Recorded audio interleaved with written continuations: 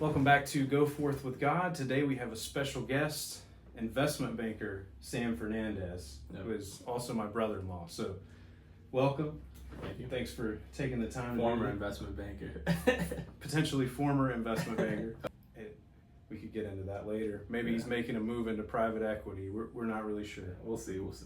So anyway, thanks for coming on. Yep. And looking to get some insights from you because we're just coming off a youth retreat from this past weekend. The name of the event was Members Only, and a big theme was how we're always looking for success, but we're not really sure how to find it. And in taking our different pathways, we often face rejection, and that rejection then sometimes leads to desperation.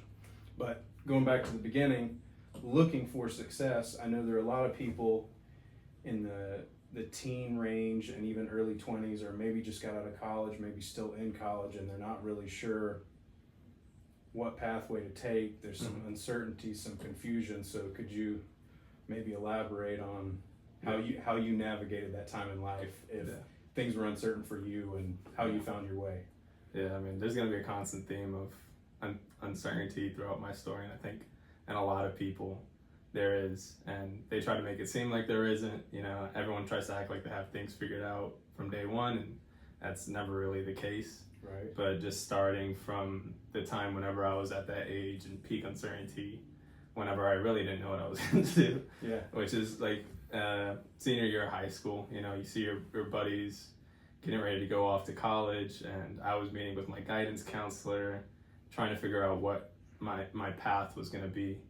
And I hear the universities that my friends are going to, and I meet with my guidance counselor, and the guidance counselor pulls out a brochure for a community college. Right. And, you know, I saw where my friends were going, and I was being a little prideful, being like, I don't want to go that route.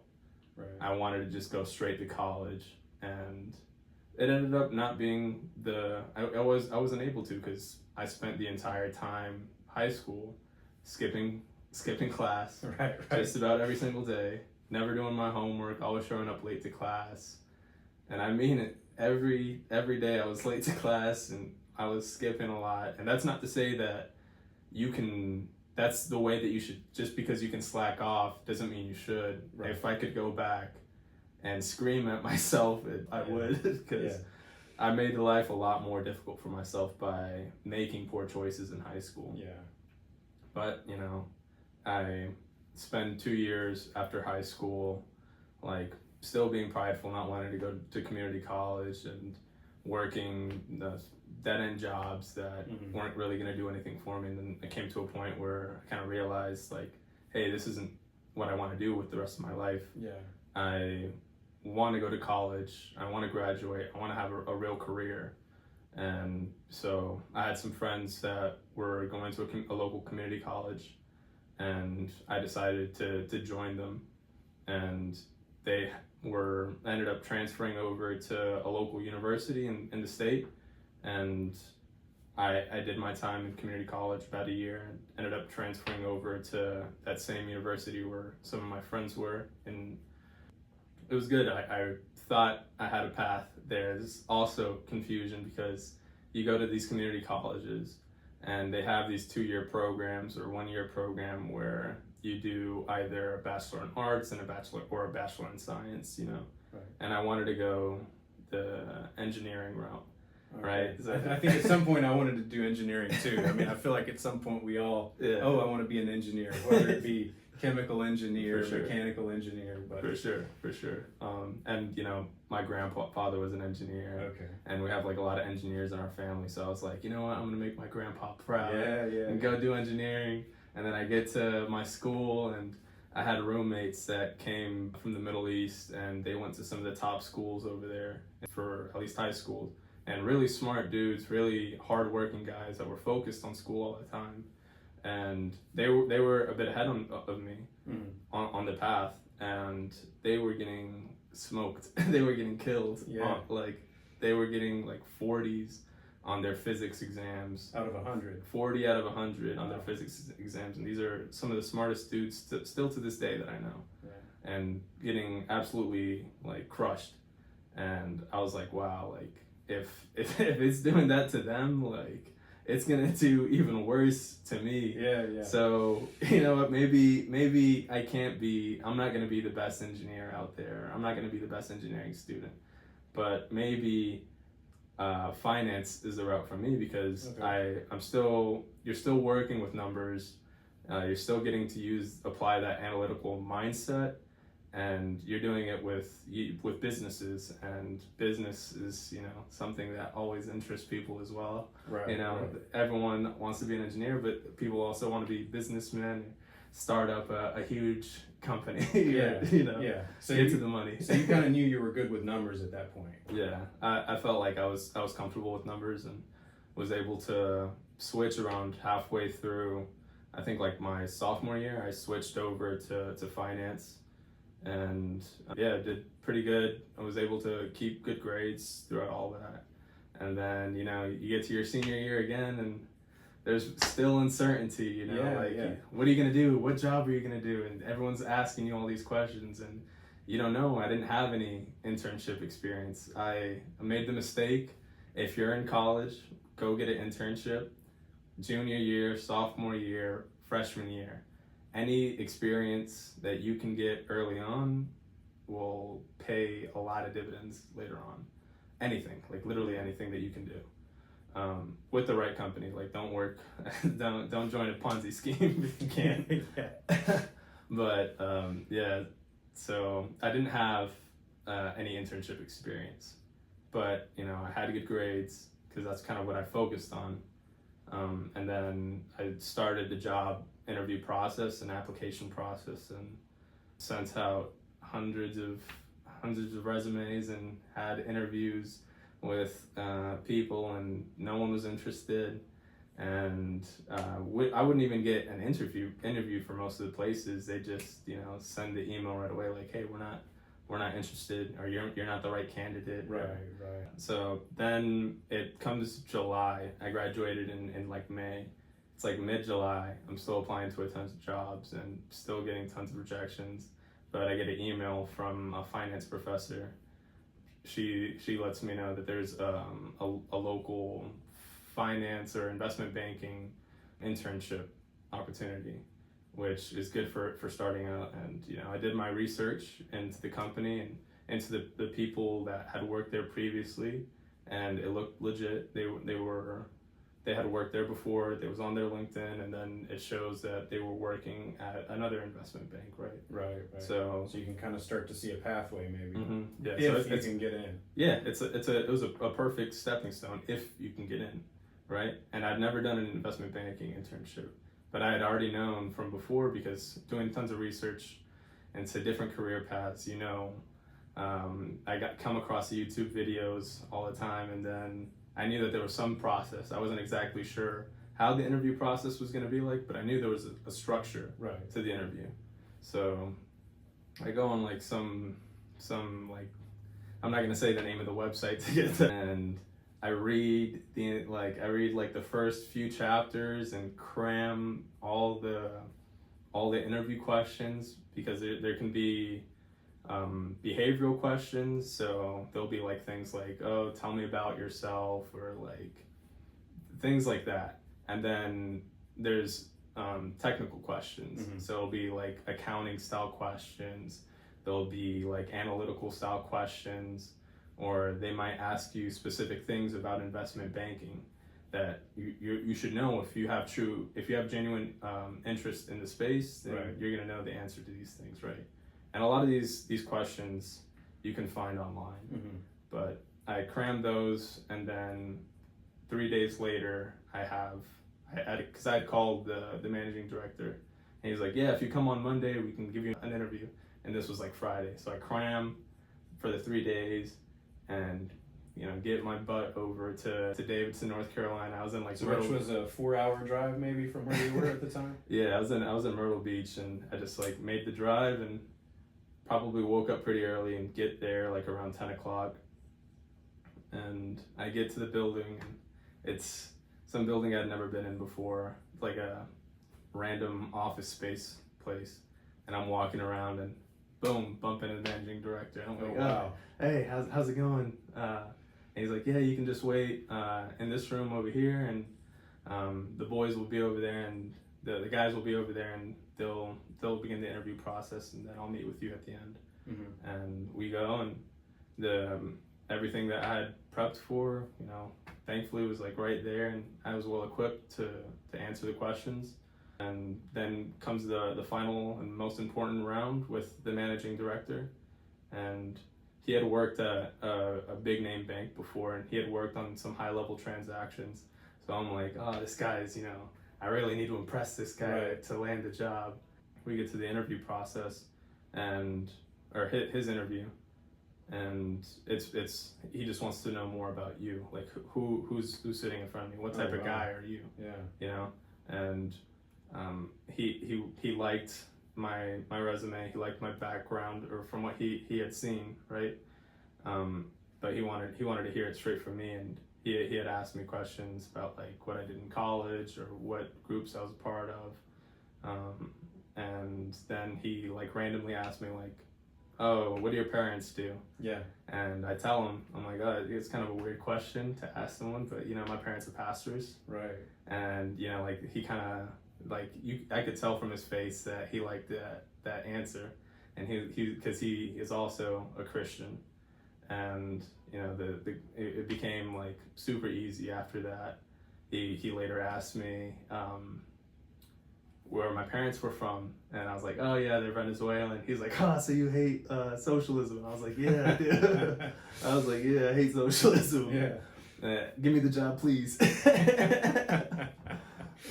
But we have the interview, and then he asked me a technical question, and I get it wrong. Yeah. But it doesn't matter because everything else was good, and he liked my background. Yeah, you were in. Yeah, I was already in. Like I could already tell that I had it, and I leave. You feel good sometimes coming out of interviews, but you never really know for sure. Right. And he gives me a call later on. He's like, "Yep, you have the job, and it starts on this date." And he gives me like a little bit a lowdown of the job, and he gives me some materials, and I get started on that internship, and that really opened a lot of opportunities for me to get another investment banking job, because you needed the experience first, that internship experience take a chance on you. Exactly. Before you start the full-time job, you need the internship at least. That's such a great example of how you can face rejection time and time again, coming out of undergraduate studies and then trying to apply to these different jobs, and there's just rejection after rejection. Yeah. And then you see something that, hey, if I can get this, it's going to take me to where I want to go, presumably. Yeah. And then you get there, and like you said, you bumped into the guy, and he's asking you about your background, and then you guys click, because also he's a Christian as well. Yeah. And then your parents are pastors. I think it's just such a great testimony to the way we can go out into the world, and we can be fighting tooth and nail, trying to get somewhere after we reach the point of, I don't like where I am right now, and I want to go somewhere. And then you go on your way, but you realize it's not going to work if it's just me. No matter how much hard work I'm putting in, like I need that spiritual, that backup, so to speak. And then in that moment, meeting him, like knowing, hey, God's got this. Yeah. God's got my back. I mean, that had to be such a great feeling. For sure. And I mean, God definitely puts people into your life.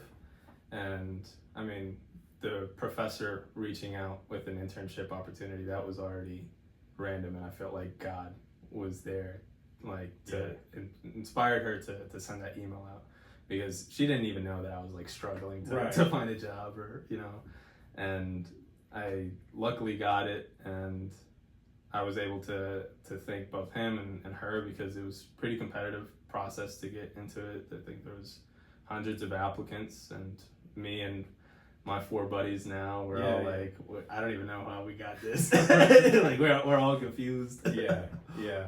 And I know sometimes when you're struggling, it seems like maybe there is no out to your situation. Maybe you want to go somewhere, and you start thinking, well, I'm not sure if I can. But God lets you experience those downtimes, those rejections, in a lot of cases, to see that, hey, we need him, like, in addition to ourselves. Like, we can't do it alone. So if you're out there and you're struggling, just remember, rely not just on yourself, but God being there. Yeah, I mean, pray before these interviews Yeah. and pray after these interviews, and I would tell my mom and my sister and my brother, like, yo, pray for this, I really want this, and then boom, you get it. Yeah, It just feels great, and it's even better because you know who to give the credit to. It's not just you. Yeah. Like, you couldn't have got it, even though you prepared, you worked really hard for it. Like, it could have easily gone to someone else. Yeah. There was other candidates who were equally prepared, maybe even more prepared, Right. but they didn't have God. Yeah. And like, I thank God, you know, like he had my back in that Yeah. moment, you know. Absolutely. I can think of a few times in my own journey that I mean, God absolutely had my back and was essential for me getting to the next step. It gives you a nice little push up. So once you got that illustrious internship, that highly desired internship, the one that you saw taking you to the next level, in some ways you had found a blueprint for success because you faced rejection, but then you overcame it with God's help. But that wasn't the end. You weren't into investment banking yet. Yeah. So can you talk about the transition from the internship to the next big step? Yes. Like getting into, and if our viewers don't know, I'll just mention quickly, and you can elaborate on it. Yeah. Investment banking, highly competitive field. Just being accepted into the field is, I don't know what the percentages are, but it's not easy. Yeah, I mean, whenever I was working a job, even for internships, they're extremely competitive. The interview process begins like early sophomore year for some of these kids, just to get it like a year and 6 months later for the internship. Right. So you need to get there early to get in it, and I didn't have that. So I was gonna say, I think that's a further testament to what you were able to achieve, because again, you weren't sure early on, and then by the time you decided, I graduated, and you know, I mean, it was a fellowship program. Essentially, it was an internship because I wasn't getting paid much, but still a super great experience. And like you said, laid out the blueprint, and it was structured in a way so I knew what I needed to do to get to the next level. You know. And there's moments where you think like, yeah, you know, I got it, you know, right. But that's only the beginning of a new chapter of struggle, and you know. Yeah, absolutely. So repeating the process. So how long did this internship last? It was a fall fellowship program. It started late. Fellowship program. I mean, basically the same thing, but it started late in the summer and was supposed to end late in the winter. But there had been some other candidates that had stayed around for a little bit longer, just maybe to took them a little bit longer as well to find the right place for them to work. Right. And same thing happened with me and one of my other buddies, but come December. So you guys were trying to find a place to work, trying to find a full-time, long-term job, as opposed to the fellowship. Yeah. So the market was very hot in 2021. Okay. Now, can you explain to the viewers what a hot market means? What do you mean by it? There's basically a lot of transactions happening. There's a lot of mergers and acquisitions. Okay. So a lot of transactions, meaning booming business for investment banks. There's a high need for junior bankers. Yeah. Because the hours were crazy for the people that were working. There's just a lot of demand on the people, so they just needed more people. But that didn't really start opening up until later in the year for us, right? But we get to December, and I had cold emailed tons and tons of people, cold messaged tons and tons of people on LinkedIn, and had lots of networking calls with people and tons of interviews. I think I'd interviewed for well over 35 interviews with firms, and 35 times I heard no, no back to back to back. And now, were those all, did they physically communicate, hey, no, you've been rejected? It's over email, and it can be at any stage. So you might have like a first round interview with someone, you think it goes good, and then you never hear back from them, or you get an email if it's a good firm. But, so either they ignored you or told you no. Yeah. Okay. But a lot of the times they just ignore you, so you don't really know. You don't even have the satisfaction of knowing you were rejected. Exactly. they just ghost you. Yeah, You know? yeah, okay. So we had gotten ghosted a lot. Right. And we had gotten rejected a lot. And, you know, time passes and our managing director sees that we're kind of like struggling to find the right firm for us. And he offered to extend the fellowship for us. And, you know, I took it. What happened with one of my other buddies who was also struggling, he got lucky enough to find something late in December, and he took it, and he's still over there right now, and he's really happy with the place that he's at, thank God. So yeah, it sucks a little bit. You're happy for your friend because he gets the job, but then you're the last man standing. Right, yeah, yeah. So I was by myself, you know, I was the last person on that fellowship class that still wasn't able to find something. Ooh. And you just start doubting yourself, like, am I just not good enough? Like, Right. is this not the right thing for me? Like, why am I still doing this? You start, there's a lot of self-doubt. You feel like you can't do it. You feel like you're not good enough. You get a little bit of, I mean, you already kind of, you do get a little imposter syndrome though. But again, for the audience, investment banking, it's generally, they only select candidates from target schools, meaning usually Ivy League schools, and then schools based in Northeast, and then also maybe a few select ones out west. Yeah, they generally don't hire non-target schools, which is basically just not schools that aren't really extremely hard to get into. You know, like the school that I went to wasn't one of the top schools in North Carolina even. So for you, coming from a non-target school, it made it that had to always be in the back of your mind a little bit. For sure. And then you don't know anyone in the industry. Yeah. They normally hire. Yeah. they normally hire people that don't look like me or talk like me, so or come from where I'm from. You'd also be a minority in the industry. Yeah. So I'm you know, a lot of self-doubt, a lot of imposter syndrome. And on paper, it seems like anyone would think, you know, you can't make it. I mean, were there people telling you you can't make it, or it was mostly you telling yourself? It's all, you know, the dang devil in your ear, whispering doubt in your ear, like you're not good enough, you can't do it. You know, like, why are you still trying this? You've been at this for months. Like, you might as well just give up. And I was lucky enough to come across a sermon, and it was basically about the Israelites being stuck in the wilderness for like 40 years. And, you know, like they didn't lose hope, they kept going. There was probably a punchy hook in the sermon that I'm probably missing out. Yeah. I don't have the notes from back then, but that sermon really, you know. Well, you faced almost 40 rejection letters, and they were in the wilderness for 40 years. For sure. Maybe it's about the same thing. A little parallel there. Yeah, close enough. But ended up like finding that sermon. God put that sermon in my life. It was found it on YouTube, and that gave me like a realization that, you know, I was trying to do things on my own. Again, I got the internship, and at the time I was like, you know what, thank God or whatever. But I kind of forgotten that over the time, and I was working so hard, doing everything that I could, staying up super late to study, doing everything that I could, trying to be the best candidate possible, and still no. And it was like frustrating. Yeah, you know?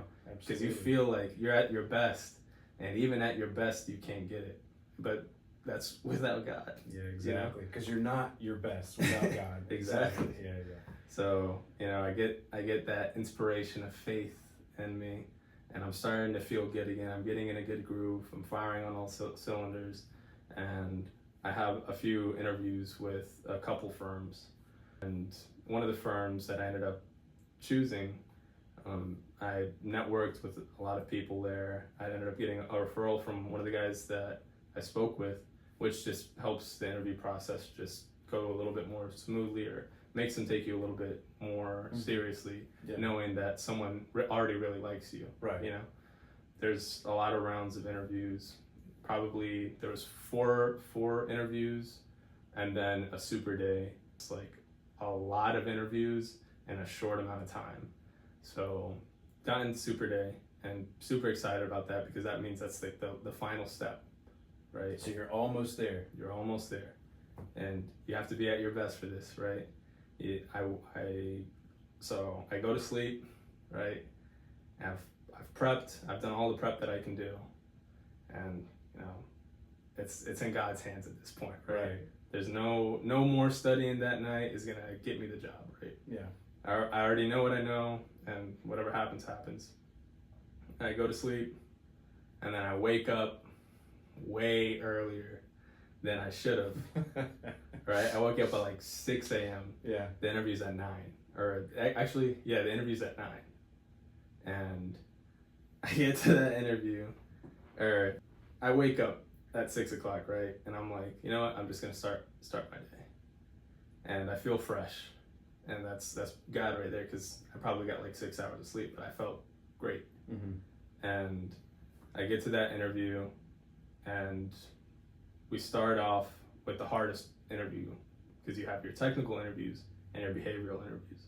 And my first interview was the technical interview. Mm-hmm. And I kill it, move on to the next one, and the rest of them were behavioral. So it's just, them kind of wanting to get to know you. If they like you, then you're gonna get the job, right? Yeah. But they will also want to know that the reasons why you want to get into investment banking, to make sure that it's genuine, because a lot of people go into the field to go do other things, because it's also a good stepping stone for other career paths. Yeah. But lucky enough, I do really well on those interviews, and afterwards I'm like, I'm confident. I feel so confident, because I had felt, and since the morning, like this was one of my best interviews yet. I absolutely killed it, and I go to work, and then working just normally, because we could take time off to interview from that job. Yeah. And I get a call from one of the directors over there, and he had told me that I got the job. And after all the rejection, all the self-doubt, you kind of hear it, you get that acceptance, and you get that validation, like, yeah, we really liked you, you came across super well. And my voice was cracking, and I was like, thank you. I was like, thank you. Okay. And it's like they tell you, all the details when you're gonna start. It's in 3 weeks, it's in Chicago.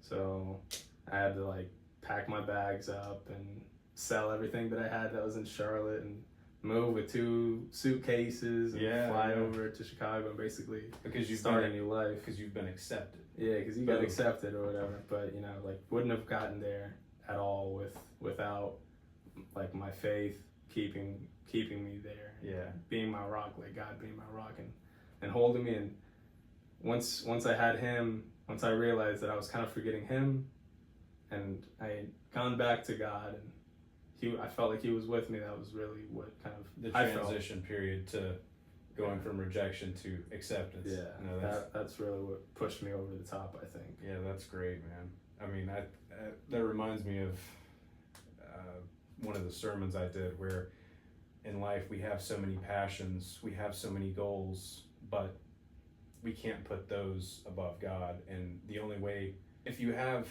any passion, say you've got multiple passions, if you put all your focus into one, the other one's going to suffer. Yep. Except for, there's one exception. If you put God first, if God is your number one passion, all the other passions flourish. So, sure. I mean, we see it there. I mean, you're putting all your passion into, I want to get this job. Yeah. And then you remembered, hey, you need God. The real passion. Yeah, you need to put God first at the end of the day. And if you're not doing that, you can only do so much by yourself. Yeah. But whenever you have God, who,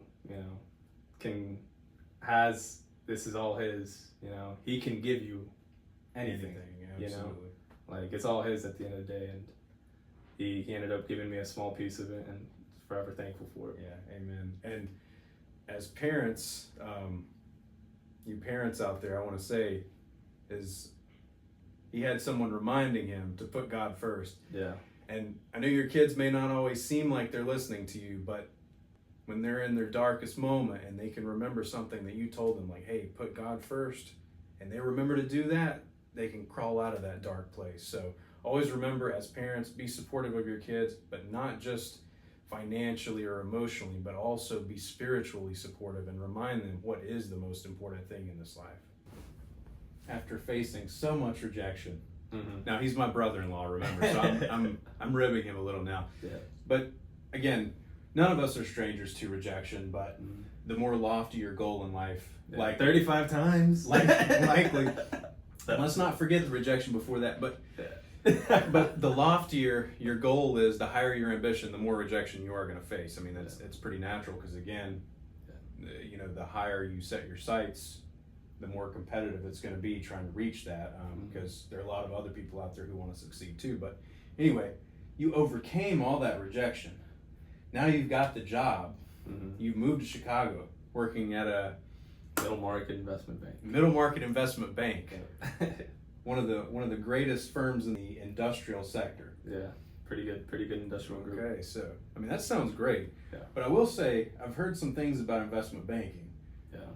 They pay a lot of money, but I hear that I don't know, the work hours are crazy. Like on average, first year analysts, associates are expected to work 80 hours a week, 100 hours a week. Yep. In some cases, it can go even higher than that, 110 hours. Right. 115.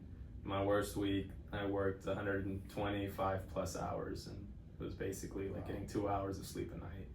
And at the end of it, you just feel like a zombie, like dead inside. I can imagine. Talk to people, and you don't even feel human anymore. Right. Wow.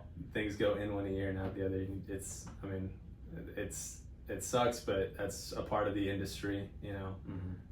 A lot is demanded of like junior bankers, and in order to stay competitive amongst your peers, because they pit you guys against each other. Even though they're your friends, they pit you against each other, because at the end of the year, there's a year-end bonus, and it's based on your performance. Right. So there's a lot of things that people will do to keep an edge above the competition, and some people revert to taking like stimulants. I was gonna say, if you're only getting 2 hours of sleep, you got to work 120 hours.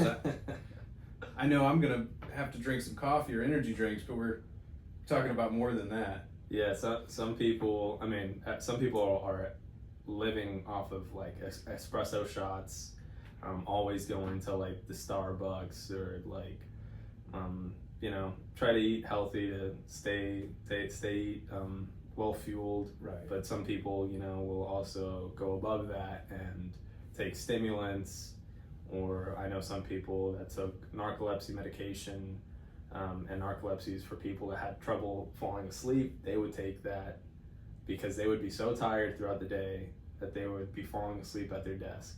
So they would take that in order to stay awake, and just to be able to function. It's an industry where people also, they have like 1 day off a week, and what they choose to do with that week generally is not good. More substance abuse. Yeah, more so going out and going to places that probably they shouldn't be at. Yeah, absolutely. That's troubling to hear, because I mean, again, we've worked our way up. We've surpassed this rejection. We've triumphed over it to get to the point of acceptance. Yeah, and then you realize it's not all sunshine and rainbows. But then again, you're fighting again to try to get to the top, because I mean, you have to be the best to get to the top, to get that bonus. I mean, so again, we're working based on success and money. I mean, in a way. So it's a job, and it's super hard to keep your faith in an industry like that, where you're just constantly working, constantly looking at a computer monitor. I can tell you guys this, like I honestly, on average, almost every single day that I worked, I ate at my desk. I was staring at a computer monitor like 15 plus hours a day on average. And you know, it was terrible. It sucked. It took a lot out of me. Yeah, and I know investment banking, that's one of the more extreme industries, but for anyone getting out of college and going into a competitive field, I mean, if you're new in that industry, you're going to be expected to work a lot. So what advice would you have for people who do get into a position that they've strived for, and you know, how to balance like maintaining faith when you're expected to be at your job almost, you know, 6-7 days a week? I mean, how would... I mean, the good thing about, you know, faith, you always have time for prayer. You know, you can always step out to the kitchen to grab a water and maybe say a little prayer, like maybe someone's being really difficult to work with. You can't really deal with them by yourself. You need God to give you the strength to not like try to kill them. Okay. Or, you know, like you have your one day off a week and you can always catch up on sermons or catch up on reading on your Bible. And I mean, it'd be nice to be able to read your Bible a lot more throughout the week. But like you got that chance to recalibrate. And you know, because you need God to get through the week. Because people crash out of the industry all the time. There was a guy that joined the bank that I worked at, and he quit within 4 days because he couldn't take it. And so it's a lot to get there. It's also takes a lot more to stay there. You know, more than a year, more than 2 years. I saw people come in and out of the industry, and you know, it's a tough industry to stay in. You know, but people do it. So I know ultimately you were able to go out and that first. Well, I knew you had the fellowship first, but then you were able to transition from that into the full-time offer, the job you really wanted. What advice would you have for someone who's out there and maybe they've applied for 30 different jobs and they do have an offer, but it's not what they see as the most ideal offer? What advice would you have? I mean, well, I actually do have, this is probably going off topic, but I got an offer before my final offer, but it didn't feel right, you know. It was a job based out in Denver. I think I remember a little about this. So they gave me a job offer, and I'm a little weird. I'm from North Carolina, where all the trees are. Okay, so you definitely knew that. I mean, it wasn't for me. Okay. I didn't want to be at that place. Right. So what if someone, if they know it's not for them, that's one thing. It felt ridiculous because they you know, I got rejected a lot, but it didn't feel right. I had prayed on it, and it didn't feel right for me to take it. And I spoke with the managing director at the firm that I was working at the time for the fellowship, and he heard me out, and he knew, you know, he's like, hey, like, you're turning it down, you should know it's gonna still be a process afterwards. Like, you're still probably gonna get rejected from other places before you get that offer that you really, really want. And I knew what I was doing.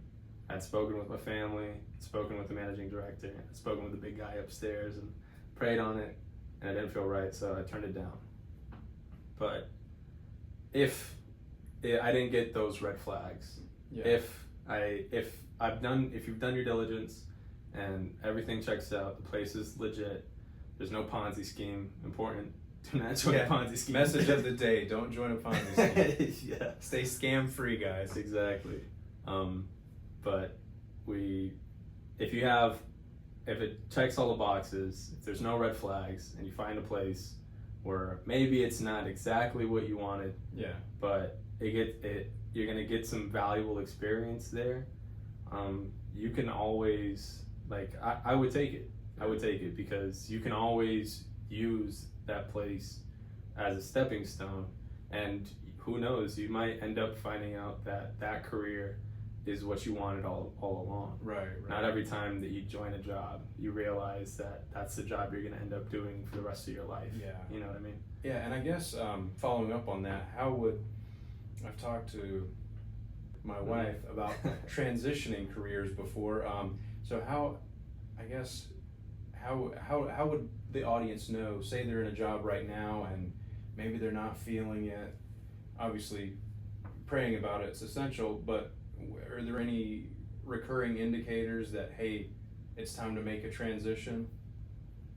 From a career to career, or just get out of that job and go somewhere else? Yeah, if you're completely miserable and you hate your life, like there was a point at my other job where I kind of came to that realization where I didn't want to be at that place for the rest of my life. Mm-hmm. There were still, great people that I worked with that ended up, and people that I'm still friends with to this day, that they did enjoy it a lot more than I did. Mm-hmm. You kind of need that. You need that enjoyment in it to be able to fuel 100-hour weeks. And I wasn't getting that. I kind of got to a place where I was burnt out. So, I took a pause, and I'm currently in a pause right now where I'm trying to figure out exactly what I'm trying to do and praying that God guides me to the right spot next. So I think it's fine to take a break, to take a step away from that career if you know it's not right for you. Right. If you're 100% confident it's not right for you. I took a break. I left Chicago and came back to trying to get my mind right and trying to figure out what God wants me to do next. Yeah. Amen. Yep. Amen. So as someone who set out a highly ambitious goal and wanted to get into a highly competitive industry, and you were able to achieve that, and you've seen a lot of successful people, you've been around them. I mean, highly successful people, driven people, ambitious people. What would you say after being in that environment about the importance of giving back? Yeah, I think it's super important to give back. Whenever I had gotten that fellowship, again, the managing director that I worked with before was a man of faith. Mm-hmm. And he really, one of his core beliefs was that you need to pay it back, pay it forward, is what he would say.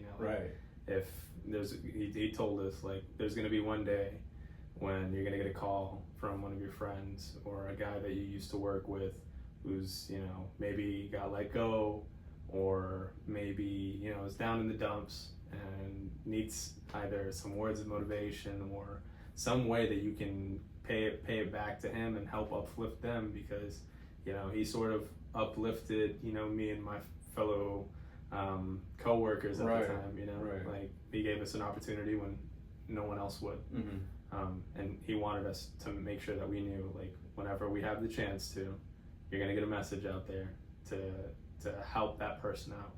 And this is also something that's kind of done in the industry, where you get cold messages, cold emails all the time from people that just want to have a conversation with you. Mm-hmm. So I tried my best, with the hours, to work in as many of these conversations as I possibly could with people. Maybe they were from North Carolina and that really resonated with me, like, want to help someone from NC out, or maybe someone just had like a very thoughtful message on LinkedIn, and would hop on the phone with these guys and tell them exactly what I did, and tell them, because you have a lot of these conversations with people, they try to put it in a little bow and show everything's all nice and neat. I keep it real with the kids and tell them it's not like that. Right. It's hard, and I told them it was hard for me, but I try to keep it as real as I could with those kids. And I also had like friends reach out that were actually like struggling financially. One of my friends, unfortunately, was let go from his job, and he needed help with rent, and I gave him a few $100 at the time, and that helped him out at the time. He really needed it. Try to give my offerings with the church, and also lucky enough, my former employer, they did like a donation match up to $1,500. Yeah. And like, God gave me that salary, and I know that, so that money was his. Yeah. So that's the thing. It's easy to forget sometimes. But. Yeah, for sure. And you can double it, because the employer will match it. So it went straight to the church over here, and there's tons of expenses. There's buses, there's radio stations, we have newspapers over here. So I know that the money could be put to the best use over here, as opposed to some random charity where you never really know what's going on with the money. Yeah, it is always great to be able to give and be able to see that money go to work immediately, know where it's going. Yeah, that's great. I mean, so that's not just giving back to the church, but giving back to the community, and donating your time as well as your money. I mean, that's great. And I mean, talk a little bit about the like the feeling you get from being able. I mean, it's great to be in a position to give back, but I mean, talk a little about the feeling of, you know, that you receive when you do give back. Yeah, I mean that sometimes that was like the only positive moment in my week. You know, you're getting killed in the job, and you're looking at a monitor the whole week, and you're so focused on your job, and there's always a fire somewhere, and everyone's always running around like headless chickens. Yeah, you know what I mean. So there's always a state of panic during that week, and then you get to see, you know, that you can do some good. And that's the only positive moment that I had sometimes. So it felt really good to be able to make a difference, either with a friend, or, you know, to buy something nice for your mom, right, or to buy something for your brother, or to buy something for your sister or your brother-in-law. I'm happy to receive it. They say giving is better than receiving, but I'm happy to receive it. But yeah, you get a real positive feeling from knowing that you can make a difference, and you can turn someone's day around, even though you can't turn around your own day. Spreading the cheers is always nice, because they'll pay it forward, and then you know, maybe your day gets lifted. For sure. That's great. Well, we appreciate you giving back your time and your knowledge as well. A little bit I have. But yeah, thanks guys for joining us, and we hope you got something out of this. A lot of valuable insights. I know I would have loved to have known some of these things when I was younger, and I'm sure I wish I did too. if you could tell your younger self some things, you would. But yeah, hope you guys get something useful out of this, and feel free to reach out to us if you have any specific questions about your own situation. And thanks again. All right, awesome. So thanks for joining us for this bonus footage. You're gonna want to hear this. Again, in life we want to achieve success, but there are so many different pathways to success. But how do you know which one to take? Everybody's way is different. Everybody's way is specific. You can't necessarily follow someone else. But you believe there is commonality of success. Yeah. Certain recurring themes that are necessary to achieve success. Yeah, I mean. So, for instance, I've got a different path than you, and someone out there has a different path than each of us. But is there a certain part of the blueprint that they should be following if they want to get there? I mean, like, regardless of whatever career you choose, or whatever job you choose, or any stage in your life, if you want to be successful, like, the number one common thing is working hard. You know, like, you got to work hard, and you got to identify what your strengths are and also what your weaknesses are. Like, and whenever you find your weakness, you have to work on that hard, you know, like, because it's a part of you want to be as well-rounded at whatever career you want to be in. So let's say whenever I joined the investment bank that I was at, a part of that I was really weak at was some of like the technical analyses. I had never really done a lot of financial modeling at my last job, but this job required it, and I didn't have a lot of experience doing it.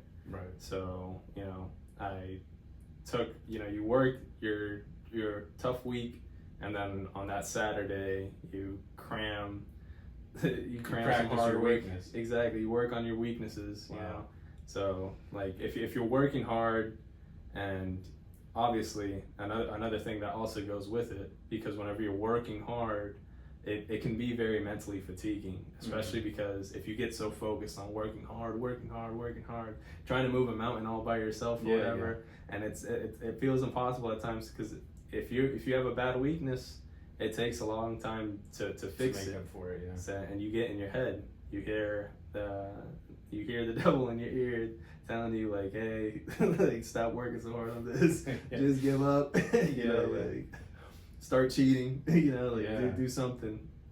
But it's God at the end of the day that also keeps you there mentally, and, you know, praying, talking to your family, who's luckily my family's also super involved with church, and always praying.